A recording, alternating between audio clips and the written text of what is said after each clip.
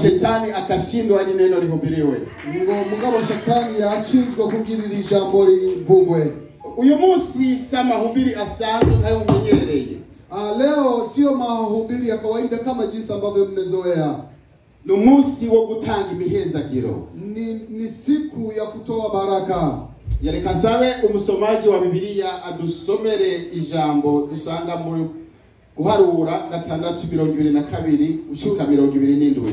Tuombe msomaji wa Biblia asome kitabu cha Hesabu 6:22 hadi 27. Twumvirize uko kuva mu isezerano rya kera abakozi b'Imana babigenza. Tusikie jinsi watumishi wa Agano la Kale walivyokuwa wakifanya. Umusomi adusomere. Msomi atusomee.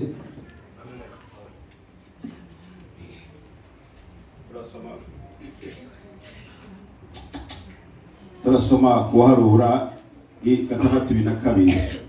Haravanga umuhezagiro abaherezi bahezagira ab'Isirayeli.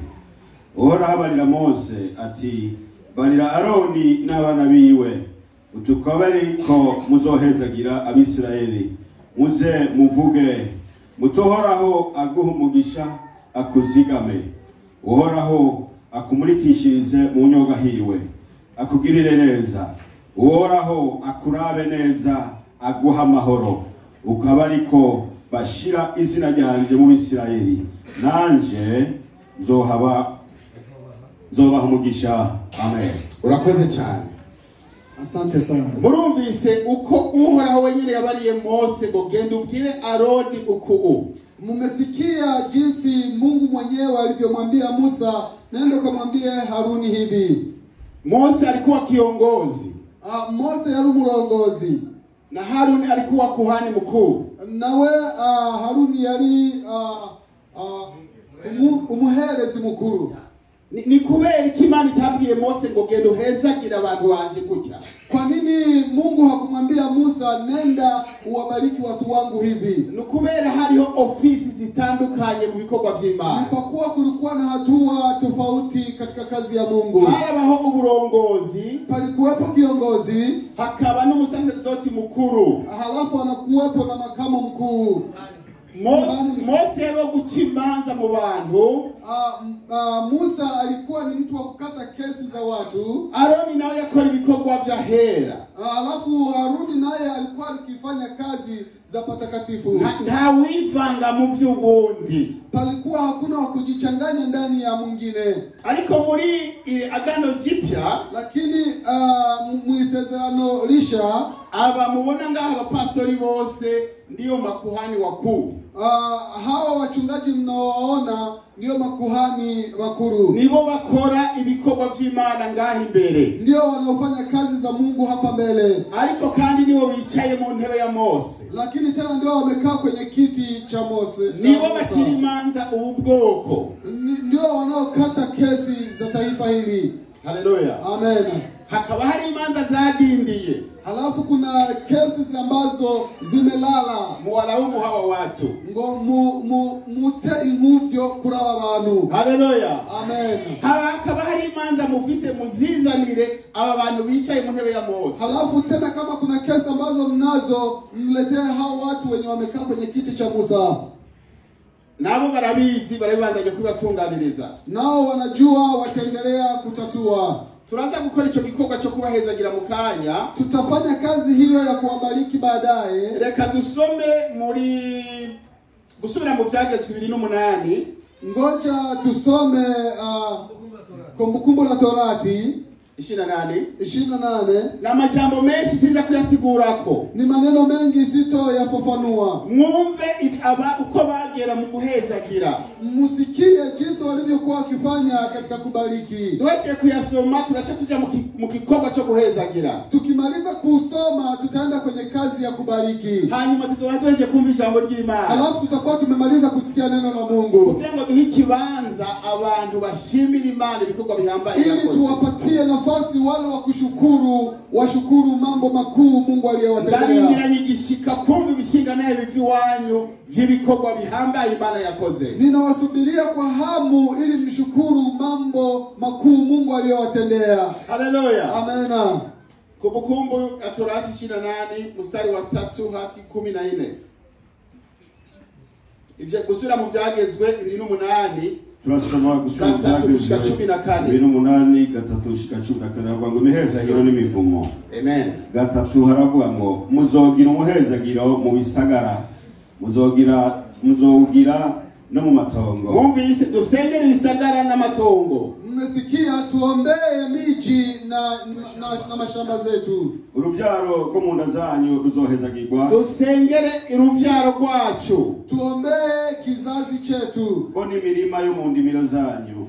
Ni mirima ngo tuyisengere mirima yanyu. Pamoja na mashamba yetu. N'uruvyaro rw'amasho yanyu. Ngo nibitungwa vyanyu uruvyaro rwabyo tubisengere. Pamoja na uzao wa mifugo yenu. Ngabo sizambwa. Inka zanyu zirondoke. Ngo inka zanyu zirondoke. Ng'ombe zenu ziwe nyingi. Mbona imikuku yanyu.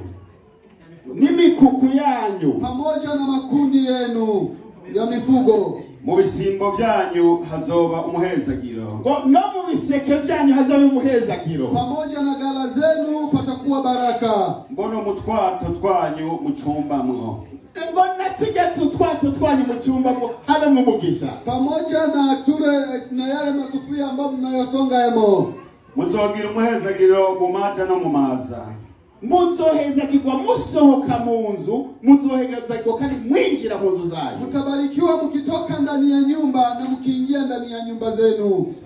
Uhora hazotuma abansi banyu babakuriye hasi batsindwa imbere yanyu. Ngo Imana ibahezagiye abasi banyu bazotsindwa imbere yanyu atana kimwe mukoze. Mungu akiwabariki adui zenu watashindwa mbele zenu kabla hamjafanya chochote. Bazozana na inzira imwe babateye bahunge baciye mu nzira ndwi. Bazoza mu nzira imwe baje barongoranye baje kubatera mugabo mu guhunga bazosanzara mu nzira nyinshi. Watakuja kuwapiga katika njia moja lakini katika kukimbia watakimbia njia 7. Uhoraho azorungika umugisha ubane namwe ube mu bigega vyanyu no mu byo mukora vyose. Mungu atabariki kazi zenu zote. Kandi Imana yanyu kandi Uhoraho Imana yanyu azobahera umugisha mu gihugu abahaye. Tena Mungu wenu atawapatia baraka kwenye nchi amewapa. Amen. Uhoraho azobahagarikira ngo mumubere ihanga ryera. Mungu atawasimamia ili muwe taifa takatifu. Nkuko yabarahiye nimwitondera ivyagezwe vyiwe. Kama jinsi alivyowaapia mkifuata sheria zake. Uhoraho Imana yanyu mukagendera mu nzira ziwe. Mungu wenu mkitembelea kwenye njia zake. Kandi amahanga yose yo kwisi azobona yuko mwitiriwe izina ry'Uhoraho. Tena mataifa yote ya duniani yataona kwamba nyinyi mnaitwa jina la Mungu. Abatinye. Halafu ya waokope. Uhoraho azobasesekaliza ivyiza. Halafu Mungu atawamwagia mengi mazuri. Agwize uruvyaro rwo mu nda zanyu. Halafu awazidishie uzao wa tumbo zenu. N'urwo mu masho yanyu. Na kwenye makundi yenu ya mifugo. N'imirima yo mu ndimiro zanyu. Na mashamba yenu. Mu gihugu yarahiye basogokuruza ubanyu ko azokibaha. Kwenye nchi aliyowapia mababu zenu kwamba atawapa nchi hiyo. Uhoraho azobugururira ijuru. Mungu atawafungulia mbingu. Aribyo ubiko bwiwe buninahaye. Ambao ndiko makao yake mazuri. Ngahe igihugu cyanyu imvura mu gihe cyayo. Atawapa nchi yenu mvua katika nyakati zake. Ahezagire n'ibikorwa vyanyu vyose. Abariki na kazi zenu zote. Amahanga menshi azoza kubagurana. Mataifa mengi watakuja kuwakopesha. Ariko mweho ntimuzoje kubagurana. Lakini nyinyi hamtaenda kukopesha kwao. Uhoraho azobagira umutwe, Mungu atawafanya kichwa, tazobagira umurizo. hatawafanya mikia. Muzokwama muri abo hejuru, Mtakuwa watu wa juu, ntimuzoba abo hasi. hamtakuwa watu wa chini. Nimwumvire ivyagezwe vy'Uhoraho, Mukiyashika sheria za Mungu, Imana yanyu mbagera uyu munsi, Mungu wenu anayewapangia siku ya leo, mukavyitondera mukabishitsa. halafu mkayafuata na kuyatimiza. Ntimukikamire iburyo canke ibumoso, Musiende kushoto wala kulia, ngo muve ku kintu na kimwe mu vyo mbageze uyu munsi, mtoke katika amri yoyote ile mmeamriwa leo, mukaja kugendanira izindi mana ngo muzisabe. halafu mkafuata miungu mingine na kuiomba. Amen. Amen. Imana ishimwe cyane.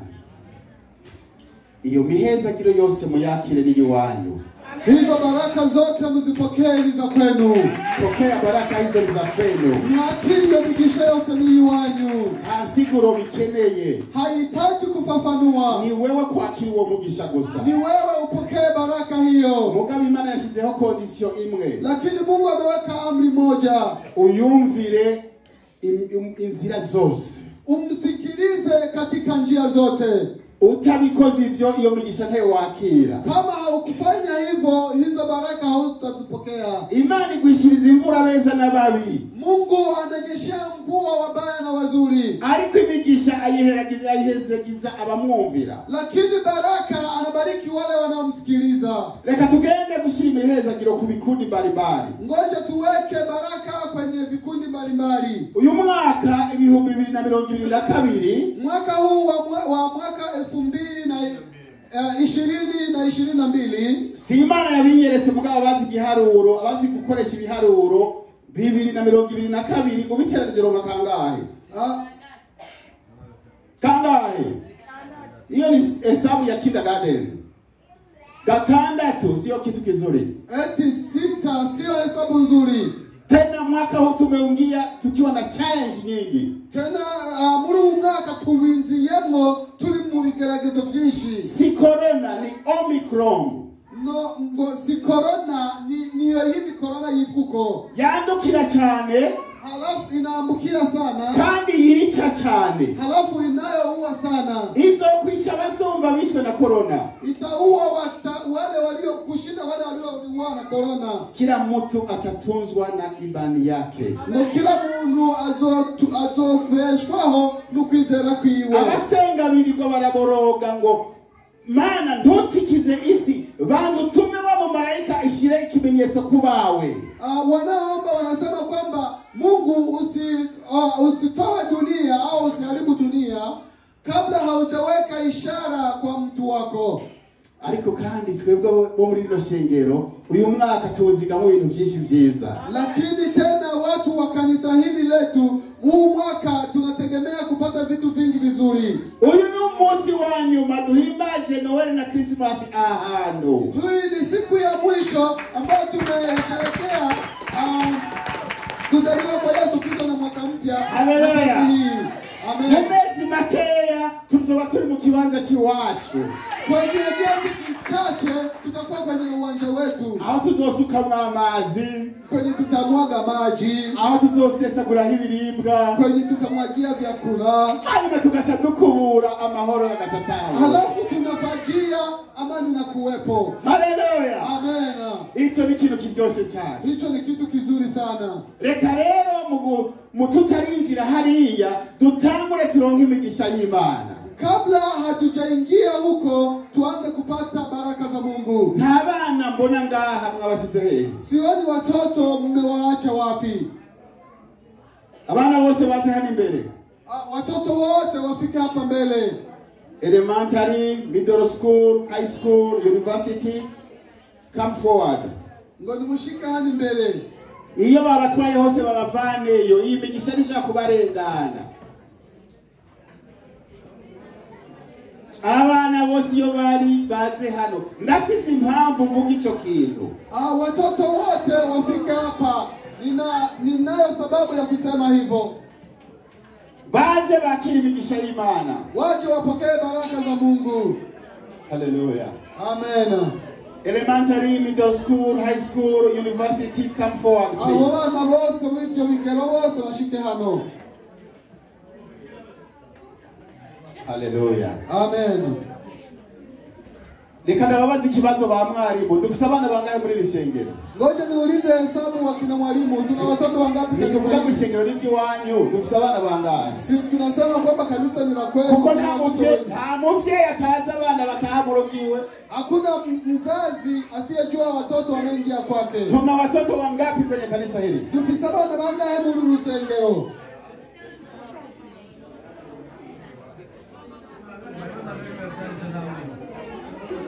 Wishinga kuvyara ku wa mbere no ku wa kabiri ngo bamenya gute?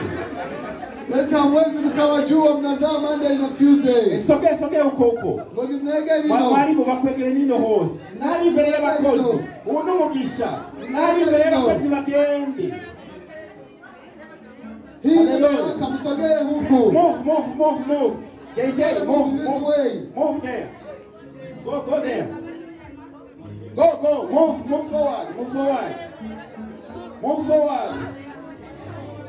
Hallelujah. Amen. Shaka abakozi murabe mu ishengero, abanyeshengero musigaranye tuvanye mw'abana. Ninataka watumishi muangalie tukitoa watoto mtakuwa mbaki na kanisa gani? Hallelujah. Amen. Ndaba tuvanye mw'abana musigaranye abantu bangahe mu ishengero? Tukitoa watoto mnabaki na watu wangapi kanisani? Mutegerezwa kwiyumvira what language to use to speak to these people. Lazima muwaze ni lugha gani tunatakiwa tutumie ili hao na wao wasikie. Nimba tuvuga Kirundi atacyo bumva, you are preaching nothing. Kama tunaongea Kirundi na hawakisikii, tunafundisha bure. You may translate in Swahili, these people don't speak Swahili. Ngo translate mu Kiswahili, mugabo abana na Kiswahili bumva. Murabona uko bangana. Unaona jinsi wanavyolingana. Hallelujah. Amen. Turiko turabona iyo dutera tuja, tunaona kwenye tunaenda ibikorwa dufise uko bingana, kazi ambazo tunazo jinsi zinavyolingana. Hallelujah. Amen. Aba bantu mubona, hawa watu mnaowaona baja mu mashure yose, wanaenda shule zote, kandi hiyo ni izo ngwara zicaye. Tena huko ndio kwenye magonjwa yanakopika. Ishaka tuze gukemeya, inasemekana sinzi ko mwumvise ko hari umunsi bari bise shooting day. Ndo eti sijui kama mlisikia kwamba kuna siku waliokuwa wameipanga siku ya kupiga. Hari inkozi zikilizari zapanze gukubita mabombe mu mashure yose. Kuna watu ambao walikuwa wamepanga kuachia mabomu kwenye masomo yote. Chamumva ratuze nk'aba bose mu mashuri. Sasa sikia, tukikosa watu hawa wote shuleni, tusipowaombea tutawasengeye, shetani arakora ivyiwe. Shetani atafanya yake. Tena inasemekana kandi bivugwa bazobatera ishinge mu mashuri mwebwe abavyeyi mutabizi, kwamba watawadunga mashindano huko masomoni nyinyi wazazi bila kujua. Tukemeye ico kintu kikizobeho. Tukemeye hicho kitu kisifanyike. Abategetsi bahaguruke bakemeye, bazotera ushinga urushaka gusa. Viongozi wasimame wakemeye, wadunge yule anayependa tu. Tuzagusengera abantu mu migwi ine. Tutaombea watu kwenye kundi 4. Pastor Ferdinand araza gusengera abana n'imiryango bavamwo. Mchungaji Ferdinand ataombea hawa watoto na familia wanaotoka emo. Imihezagiro ya Aroni twayumvise, ivyo yateza kubasengera ivyo ari vyo. Baraka za Aroni tumezisikia na jinsi alivyotakiwa kuombea. Uze kudondagura ivyo ushobora. Wewe utaje yale unayoyaweza. Aba bahavuye turaza gusengera abayimbaji. Hao wakitoka tutaombea waimbaji n'abakozi b'Imana na watumishi wa Mungu. Abo nabo baraza kuza ngaho imbere Pastor Yotama basengere. Hao nao watafika hapa mbele mchungaji Yotama waombe. Abakwirikira baza kuba abakozi n'abadakora akazi. Watakaofuata ni wale watumishi wafanya kazi na wasiofanya kazi. Mwumvise ko dukwiye gusengera amashamba yacu kugira mere neza. Mmasikia kwamba tuombee imirima yacu ili iwe vizuri. Imirima yacu ni yahe? Shamba zetu ni za wapi? kazi. Murakoze ko muvyumva ivyo. Asante kwa kuwa mnajua hayo. Turakwiye kubasengera n'abadafise akazi bakaronke, hanyuma namwe mu mufise muronke mwimigisha Imana igumibongerereza. Tunatakiwa kuwaombea ili Mungu awazidishie baraka huko makazini kwenu. Hanyuma mu mugwi wa nyuma tuza gusengera ikanisa ryose. Alafu kundi la mwisho tutaombea kanisa nzima. Abo nabo ni jewe abakozi neza kubasengera, bishop naza gusengera ishengero ryose. Hao watumishi mimi ndiye nitakaowaombea, bishop ataombea kanisa nzima. Kandi sawa gusa hariho n'izindi ntama arongoye. Tena sio hawa, kuna kondoo wengine amewaongoza. Hariho ni mashengero dufatanije ibi bikorwa. Kuna mengine makanisa ambayo tuko kwa pamoja. Singaha muri Amerika gusa hariho ni mashengero nk'aya dufatanije ibikorwa mu Burundi. Sio hapa Amerika, kuna makanisa mengine huko Burundi. No mu bindi bihugu nka za Zambia, Mozambique, Afrika du Sud n'ahandi. Na nchi zingine. Aba bose barakeneye imigisha n'imihezagiro ivuye kuri bishop wacu. Hao wote wanahitaji baraka kutoka kwa mchungaji wetu. Yareka rero dusabe Ferdinand asenge abandi bakuhani barambise ibiganza kuri aba bantu kugira ngo bazojane n'ikiganza cy'Imana aho baja hose. Ngoja tumuombe sasa mchungaji wetu aombe ili aha niho tuzeye aba president, aba ministre, aba docteur, aba roya, abaganga, byose biri umunyene. Hao wote hizo ngazi ametaja, tunajua kwamba watatoka ndani hawa watoto. Ubuzi twebwe tutakoze aba bazobukora ko bariko biga muri yo system. Reka rero Imana ibashire hejuru. Hatukuzifanya wote hawa watoto watafanya hiyo kwa maana wao wanajifunza kwenye system hiyo. Reka ndababazi. Ninde azi umupolisi w'umurundi? Nani mwenye anajua polisi Mrundi? Ninazi umusirikare w'umurundi? Ninazi umuronya w'umurundi? Ninazi umudoktere w'umurundi? Haleluya. Hiyo niyo dutera tuja rero. Dushaka bo bose bazobe muri iyo migwe. Mucungaje karibu sana. Mchungaji kaza cyane. Mana yacu uri mu ijuru. Mana ugororotse. Sante Yesu. Mana wemeye yuko ubwoko bwawe Aba bana bateriteka. ugurukana mu mababa y'ugukuma.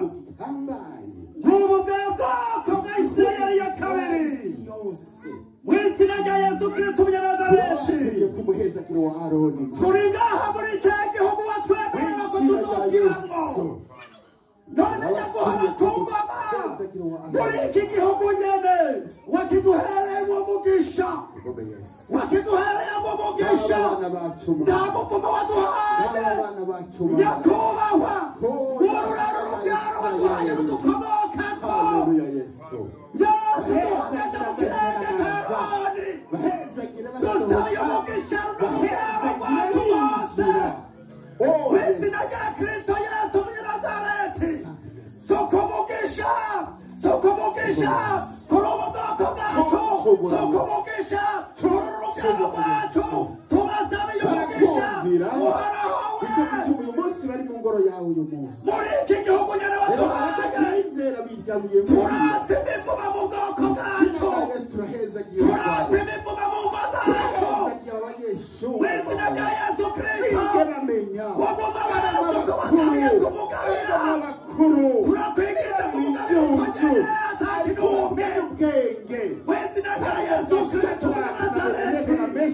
Turakwigiza uheranye n'iteka. Turogaje inzira zose z'abasi b'abadosana. Turumvise ijambo ry'abakuru rivuze ngo abasi bacu ngo bazozanana mu nzira imwe ariko bazosanzara baciye mu nzira ndwi. Uhoraho we ubu bwoko turabukuragije. Nta wundi wo kubuzigama, nta wundi wo kubuzitirira, nta wundi wo kubagabira, nta wundi wo kubahezagira atari wowe Jehova ubwagiye mu ijuru. Iki gihugu nyene ntukitugabire nk'uko wakitugabiye koko. Weranye biteka. Turase ya mivumo. Turayikujeho. Turasabye imigisha n'imihezagira muri uru rwaruka rwacu, muri uru rubyaro rwacu. Urakoze Mana kubyo gutanga imigisha.